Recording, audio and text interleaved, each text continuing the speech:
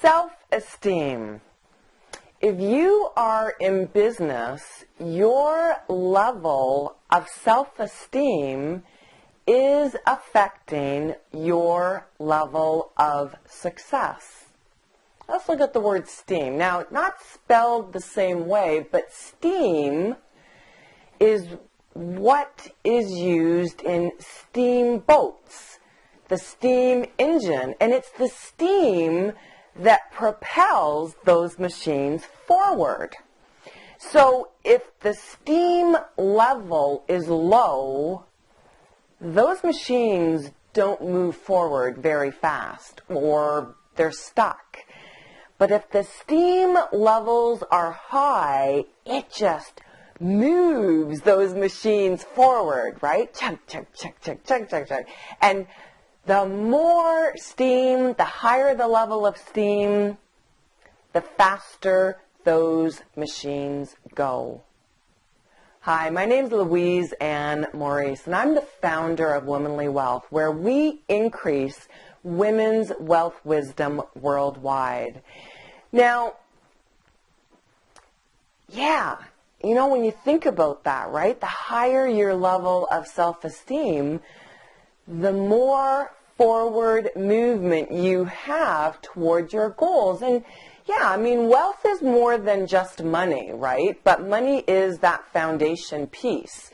Wealth is wealthy in every area of your life. Depends on your level of self-esteem.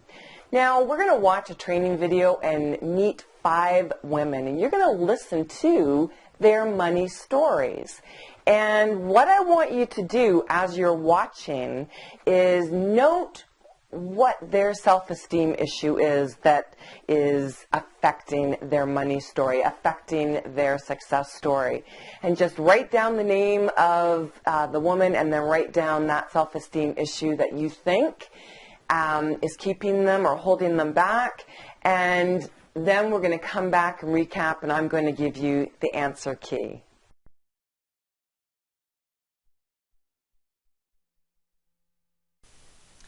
Meet Catherine. As Catherine was growing up, she was constantly told that men were better, stronger, and smarter than women. She was raised to be competitive and to constantly prove herself so she could be accepted.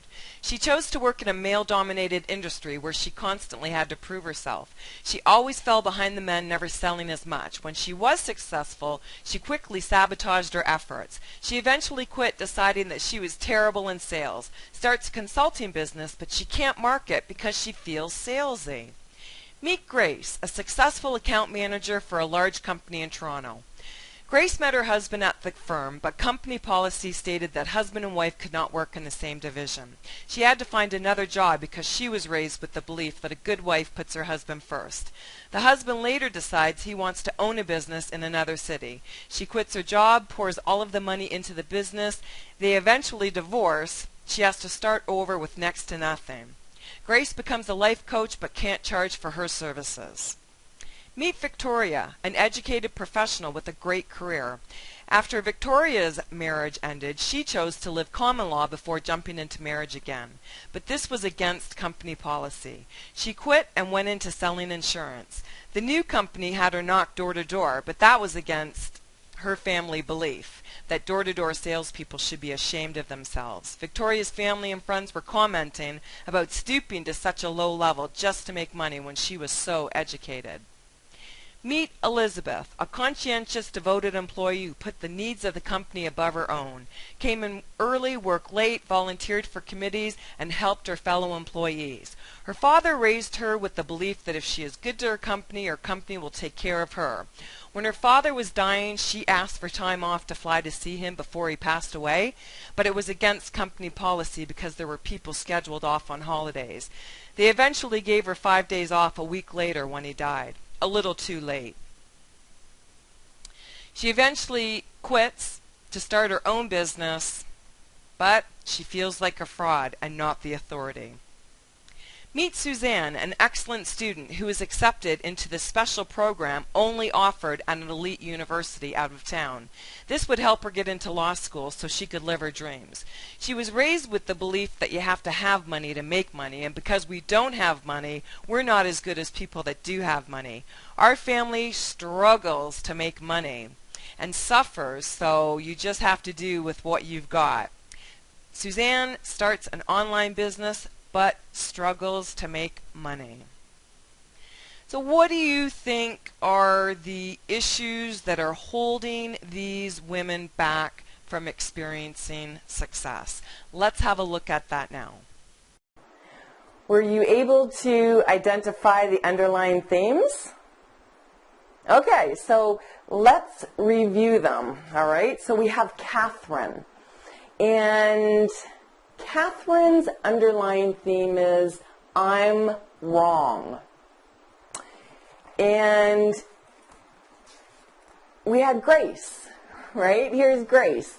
Grace's underlying theme is, not worthy. I'm not worthy, right? Putting everyone else ahead of herself.